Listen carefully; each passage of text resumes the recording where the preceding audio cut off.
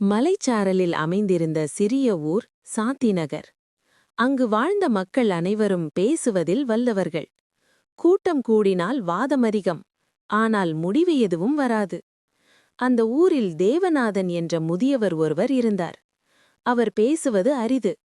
சபைகளில் உட்கார்ந்திருந்தாலும் ஒரு வார்த்தையும் பேசாமல் கேட்பதே வழக்கம். சிலர் அவரை சொல்லுவார்கள், எதுவும் பேசாதவர் எப்படி பெரியவராவார்? ஒரு வருடன் கடும் பஞ்சம் வந்தது. வயல்கள் காய்ந்தன. உணவு குறைந்தது. மக்கள் பயந்து அரசரிடம் முறையிட தீர்மானித்தனர். கூட்டத்தில் அனைவரும் தம் கருத்துகளை உரக்கச் சொன்னார்கள். அரசரின் முன்பே சச்சரவு தொடங்கியது.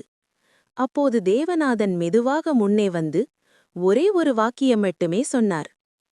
பசியை அரசன் தீர்க்கலாம், ஆனால் பஞ்சத்தை படுக்க நாம் இயற்கையை மதிக்க வேண்டும். அவ்வளவுதான்.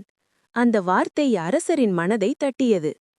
மழை நீர் சேமிப்பு, மரநடுகை, ஊர்தோறும் குளம் சீரமைப்பு தொடங்கப்பட்டது. ஆண்டுகள் கடந்தன. சாந்திநகர் இனி பஞ்சம் கண்டதே இல்லை. மக்கள் அப்போது உணர்ந்தார்கள். தேவநாதன் நீண்ட உரை பேசவில்லை. ஆனால் அவன் சொன்ன ஒற்றை வாக்கியமே ஒரு நூலின் அர்த்தத்தைப் போல இருந்தது. அப்போது ஊர் மக்கள் கூறினார்கள், நிறைமொழி மாந்தர் பெருமை நிலத்து மறைமொழி காட்டிவிடும். அதாவது, முழு அறிவு கொண்ட மனிதன் தன்னை விளம்பரம் செய்ய மாட்டான். அவன் சொன்ன குறுஞ்சொல்லே அவனுடைய பெருமையை உலகிற்கு காட்டிவிடும்.